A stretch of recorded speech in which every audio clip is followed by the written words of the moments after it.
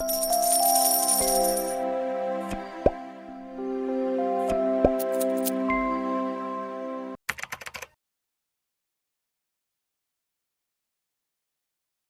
special guest for today, Dr. Michele or Michele Alignay. Woohoo! Hello, good morning. Hi, Rose, and all the followers and listeners of FQ Mom Money Lessons from FQ Mom. I'm just so delighted to be here finally. Yes. So, kumusta ka na, my friend? Well, things are busy, even though that many things are happening at home, like you. I Yeah. do this also. I do my live stream also, and the same with you, as you mentioned earlier, diba? I teach, and then of course, I have talks and training on well-being for schools and corporate organizations, plus the ministry work that I mentioned to you. So life is full, aside Life from is full. managing the home and raising my two almost teenagers. Pareho na And the silang honey. teenagers. And the honey. Hello. Shout out Yes, kay Honey dyan. yes, the honey is the husband is working from home also most of the time. Oo. So, Itchel, usually kasi, we start kasi nga, syempre, the show is called Money Lessons with FQ Mom, Mm-hmm. ano? I'd like you to sana share naman with us your childhood money memory so that we give our viewers some sort of a background. O, paano ba si Itchel nung mus-mus pa siya? When I was in grade two, that's the first time that my mom gave me money to teach me Mm, about money. So I okay. think my baon was 2 pesos. All Two right. pesos because I don't need to spend anything for going to the school, and I have baon. So that's really Baon. extra. So I would save that on some days. I would splurge with Mm-mm. something that I like. But other days, it's just, you remember the yung frosty? Mm. The Yung frosty. malamig. Yung Ice malamig. So it's candy. just 1 peso. Or I will just buy ice cream and then I would save some. And then eventually, we're into business eh. I'm from Taytay, so we're in the garment Mm. business. Hindi Yes, uso, yes, I hindi know. uso dati yung babayaran ka ng parents mo for the chores done. Hindi uso sa Mm. amin yun. Mm-mm. Everything that you do is a contribution to the family. Exactly. So I learned the ways there, not just to save, but to really work hard. I'm not kaya kung gusto kong kumita ng additional, I believe when I was in high school, I've learned how to sell stuff. You know, I would allot this to my friends. Oh, they like this Ay, clothes, and cute. then I would allot this to my friends. Or I know how to do this. I can create something because I'm very crafty, and then I would sell this to my friends who would benefit from it. Nung nauso pati yung alam mo yung mga that kilted bag. I can do that in high school because I know how to Oh, sew. wow. Marunong ako magtahi. And from then on, I really learned the value of working hard for every penny that I will Mm-mm. earn. So until na I am proud to say that I put myself to masters and to graduate school. Why? Everything that I was earning, aside from sharing my keep for my a little, well, I am just fortunate that I did not have to. When I was in after college, I told my parents I want to go to take masters, but this is what they said. Hindi ka na namin mapag-aaral kasi tapos na yung responsibility namin sa'yo. Ang galing, no? Sa college, So, yes. oo. Maganda yung, kasi parang kung gusto mo, mag-aral ka, you don't need to give us any support. But that's a Mm-mm. blessing. So, pinaghirapan ko to put myself. So, parang ako, ang image ko, ever since I was little, money does not grow on trees. Kailangan siyang paghirapan. Pagtrabahuan. Tapos, and pagtrabahuan. And then my lola has this line na lagi niyang sinasabi na, ubos-ubos biyaya, bukas ay wala. Di ba? Ang ganda, napakalalim na Ang ganda. Tagalog. But Oo. for May me, rhyme it's pa. really about, yes, but about saving. It's about saving for the rainy days, no, dapat meron kang, you know how to keep a little para sa sarili mo rin. Kasi you cannot spend everything all in one sitting. So, that's my attitude about money. Yung dalawang point na yon, that I need to work hard for it, and then I need to save a portion of it. Until now, that's what we keep. How do you assess the general mental health of the Filipinos? We know that we are a resilient country. We are a resilient people. We know how to smile. We know, but I think we had too much. Meron pa rin kasing disparity. Oh, because ang mental naku, health sobra. conversation are not really well accepted. Marami pa rin kang maririnig, lalo na sa mga traditional na arte lang yan. Parang dati Yeah. naman walang ganyan. Honestly, may ganyan na dati. They are just not defined. May ganyan ng existing at hindi lang natin pinapansin, Pinag-uusapan. hindi pinag-uusapan. So, kumbaga, it's really still, we are not uh, normalizing yet mental health conversations. I Marami pa like rin that. nahihiya to. I like the way you say it. So now, are we just in the starting stage of normalizing? Starting pa Yes, lang. actually. This pandemic, I'll be honest with you, the well-being programs, family programs, they are the things that I offer. So parang hindi siya talaga, I have to say this, hindi siya viable and viable in corporate organizations, right? Kasi ang priority nila is on leadership, Yeah. agility, other Yeah. matters. But this pandemic, boom, they Yeah. recognize. And why is it that I'm a family psychologist but I'm talking about well-being? Because that's the overlap. Where is everything overlapping? At home. Mm-hmm. Because there's the Mm-mm. intersection, and my expertise is whack in the middle of the intersection on the family and well-being. So we see, Oo. and now my clients are really corporate organizations, and even the talks that I'm doing on digital well-being for schools, corporate organizations are getting me to talk about it in the level of not just the kids but actually even the adults, because we Mhm. had too much, diba? So this pandemic actually highlighted the need to intensify the conversations on mental health. How can we actually be more proactive? And it's a good thing that pre-pandemic na-approve yung mental health law. So Yes. now, not just a conversation, but actually programs. So napipilitan ngayon yung organizations. And I would like our listeners to actually keep an open mind na this is how it is. Because we don't want to run into the problem of, yung sabi mo nga, mahal yung mental health Mm-mm. concerns. Lahat tayo may mental health. It's the same as physical health. But we don't want to run into any mental health crisis or mental health disorders. Ito na yung talagang mga clinical disorder na that needs special help from psychiatrists. You need medication. I'll be honest with you, it's Can expensive. you give us an idea like how much is a consult? Aside from the fact na kung minsan pipila ka talaga, di ba? I need to quantify who to consult first. Kasi Sige. people thought that psychiatrists and psychologists are the same. All right. Can we Ano differentiate that yeah. now? The psychiatrists are the medical doctors. They are the ones who are diagnosing the clinical concern. Ito yung clinical Okay. depression, Psychiatrist, panic clinical. attack, schizophrenia. So yung talagang Yes. clinical na. And they are the ones who give medication to Mm. stabilize the mood, to stabilize the condition of the person.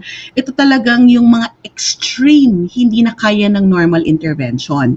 You go to Mm-mm. the psychiatrist. But if it's already stabilized and you think if you are in a more normal but it's hard for you to function, you feel that there's so much of your past, there's trauma, there you cannot cope anymore with normal life, you seek the help of a psychologist, which are Okay. like me. Yeah, we are doctor of philosophy, we do not give medication. All right. Okay. So Yeah, we that's don't it. talk therapy. We don't talk therapy. Yung iba, magko-consult lang sila sa psychiatrist. Sabi niya, parang hindi naman okay. Kasi the psychiatrist would give medication to stabilize. Pero ano yung nag-trigger ng issue? Iba ang daming mga family Yeah. triggers, maybe Mm-mm. mga Work. trauma na, yes, work overload na hindi naman na-address. So, Yes. it would work actually pag na-stabilize yung tao and they can do talk therapy, that they continue seeking the help of a psychologist to walk through with them. Another expert Mm. which I have is the counselor, the guidance counselors. For Okay. schools, meron yan. It's in place. Oo, oo. Meron So yan sa pupuntahan schools. niyo Which sa school yung mga actually, counselors ninyo. yes, which is actually the first hand and the first, kumbaga the frontline help for children and even for some. Kasi ako, I go to Mm-mm. my counselor friends if I need to talk out with someone. So we deal with the normative circumstances. So we can also do some talk therapy. Some are very trained on that. But some, if you need to unload, if you need some direction, if you need some insight to what's happening to you, Yeah. these are all mental health professionals. But Sige. we are actually, most of us are board certified, kaya mahirap. Oo. So tinatanong mo ako kung magkano, actually I think the minimum, the lowest you can go, it's about 2,000 per an hour. Yung Ano? iba nagtataka, ano ba yan? 2,000 ang mahal, 2,500 ang mahal. Kasi hindi kami doktor. I have to quantify it to everyone. Kasi yung iba akala nila, pag nag-consult ka ng isa, okay ka na. No, this is really an overhaul. Kasi yung iba akala nila magme-medication. No, we're not like that. Mm. So yung 2,500 mo, it's because of the 1 hour to 1 hour and a half. This is 2,500 and above, depending on their competency. Inuupuan ka to help you Oo go naman. through Oo your naman, different. isang oras, ang lupit na nun, ah. Meron alam ko na mga members now of the HMO to give you initial consult. Pero it's Yes. just the initial 30 minutes. Kasi you cannot expect much in 30 minutes. Baka hindi ka pa nagkukwento ng gusto nun.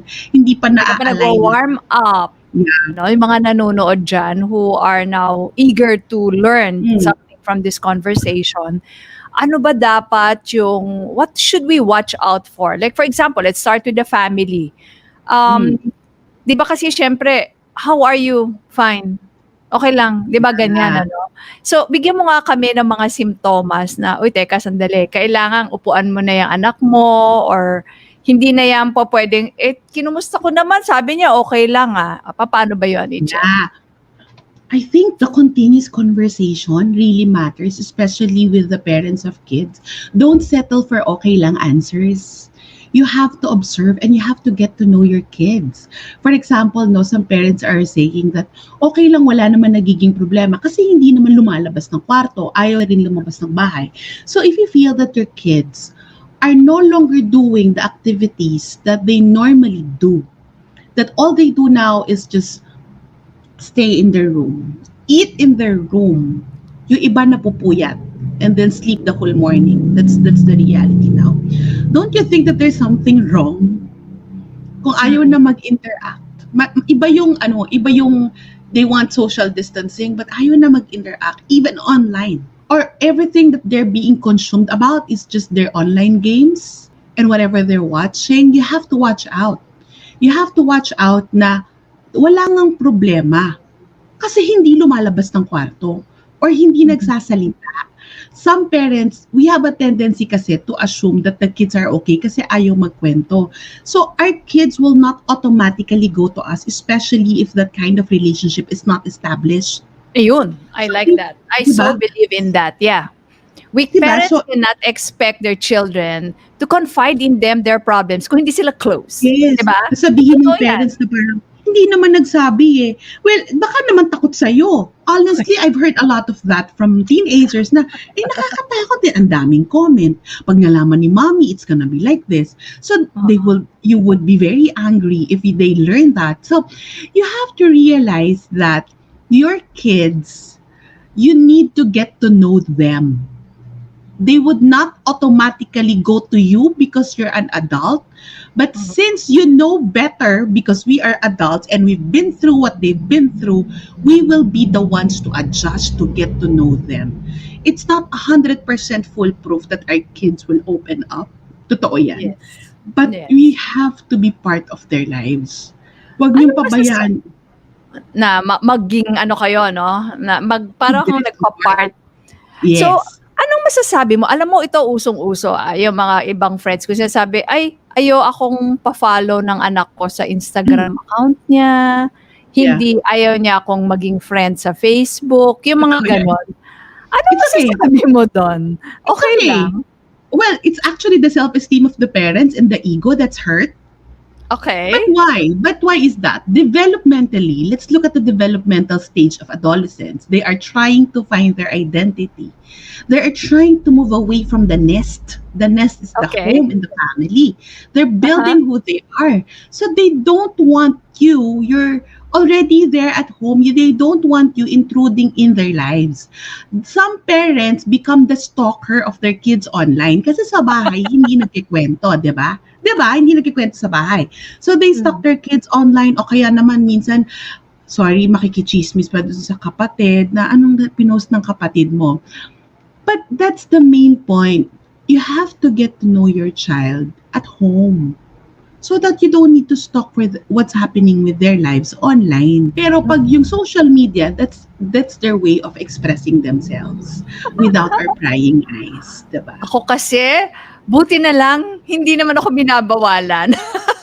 Oh, because your kids are more adults already. Pero, just make sure that you are still close sa bahay. Yes, that's part Ah, of their individuation process. yeah. It's a stage na Mm-mm. kung tayo, parang ayaw natin malaman ng parents natin yung whereabouts natin nung high school, ganun din sila. It's just that in their social media account, lalo na ngayon, they're mostly at home, right? They Yeah. don't want us to be part of that side of them, but it doesn't mean they want us out. Mm-mm. Ayaw lang nila na parang we're hawking. Yan, I have to use that. Oh, They yeah. don't want us hovering over them kasi ito yung process nila Helicopter. to be more independent. Sorry, kailangan ko to sabihin kasi my kids are like that. You don't automatically post something about them. You have to ask Ay, may permission. paalam. Yeah. Mm-mm. Ayaw nila na Totoo yung yan. mga pictures nila na they look funny or they look silly. They don't want. Kasi I have, growing teens na Mm-mm. parang their identity is also very important for them. And alam mo, Rose, meron din akong personal take that for parents, no, I don't even post also the report cards or the grades of my kids. Nakaka-proud. Hashtag nakaka-proud. No, but you Hashtag ask me blessed. why. Ask me why. Sige nga. Because it's their grades. It's their work. I respect their identity. I respect that pinaghirapan nila yun. It's theirs. It's not mine. Mhm. So that's the line na ito yung pagkatao ng anak ko at ako. My Facebook is mine. Mhm. So I personally don't also put my profile picture as my kids. Kasi Okay. it's me. As an individual, they are a different individual. So I respect that ever since they're little, hindi ako nagpo-post. I am proud of my kids, they're doing well. But I would rather tell them, I would rather affirm them of what they've done. I know Personally. this is not true for all, Oh, but yeah. I would like it that I respect their accomplishments and let them claim it as theirs. I don't claim it as mine because that's not even my work. That's their work. Kasi hindi naman ako Mm. gumawa ng projects nila or edit or something, di ba? You know, Paano kasi I'm kung not yung good. ibang mami sila pala gumawa ng projects? Kailangan Ayun. But that's honoring the identity so that our Yes, identity yes. as moms would not be diffused with the identity of our kids. Siguro puntahan ko na yung ibang questions, ano? First question, I'm an OFW who came back home before the pandemic. I was so optimistic at the start. Magto 3 years na daw. Later, I seem to be regretting my decision due to what's happening to the country. Sometimes I get depressed. Why is it so hard to understand the Pinoys? Because you're trying to control something that is not controllable by a person. That's why you're Ganda nun, ah. overthinking. We have to learn. That's why a lot of people get into anxiety and a lot of people get into mental health problems because they're trying to control something that is beyond their control.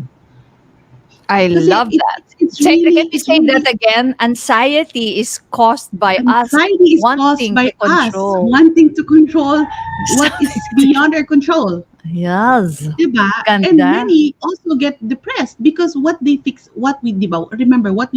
on grows. Yes. I believe that. So, because Mm. we're focusing on all the negativity, and there is in psychology, there is such thing called negative interpretation bias. Pag nakita mo ng malito, and then malito, naku, talagang mga Pinoy, sama-sama na lahat na mali. And if you would look at that, it's going to go downhill in your psyche. Spiral Every, down. Yeah. talagang it's going to consume you. I have to use that word, to consume you. And when it's consume you, it can actually take a toll on your mental health. Either it's the fixation on our culture, to the attitude of the Filipinos, the attitude of the people around you. These are Mhm. all beyond us. But what Yeah. we can actually do something about, it's how we deal with it. Maybe look at Yes. the better side. Maybe start looking at the little things that they do better. Rather than perfection, you look for Mhm. progress. So we Yeah. have to look, we have to tweak. It's hard, but you have to tweak how you deal with things. You have to tweak and to really catch yourself. It's your if you're becoming negative. Kasi in all honesty, let us be blunt about this. Ang magagawa mo lang ay para maging mabuting Pilipino ka at ituro Yeah. mo yun sa mga anak mo. Pero Yeah. kung paano yung ibang tao, hindi natin sila kontrolado. So we start with the home. Ganda. But I think Hindi also, natin Rose, makokontrol. correct, I think yung frustration din niya, baka you keep comparing the abroad and here. Siyempre, galing din siya na, ang context niya kasi, why is it in the other countries kung OFW Mm, siya? Madaling Maybe they saw it mag-compare working kasi already. nandun siya, eh. It's Yeah. easy to compare, but remember, there's context, there's culture, there's circumstances, so many factors na hindi natin even, we are just a product of our heritage also, diba? Yes. So, Yes. supportahan mo na yung sarili mo. Huwag ka muna ma-fixate sa iba. Everybody, whatever stressful event, whatever circumstances is, compromising your mental health, remember, I have this line that I always tell people, you support yourself. Supportahan mo sarili mo. You have to be proactive. I look at it also as an investment, Rose. It's That is. technically an investment. Because Yeah. if your mental health suffer, even if you have good physical health, but if your At mental health kahit suffer, marami bakit kang yung work? pera.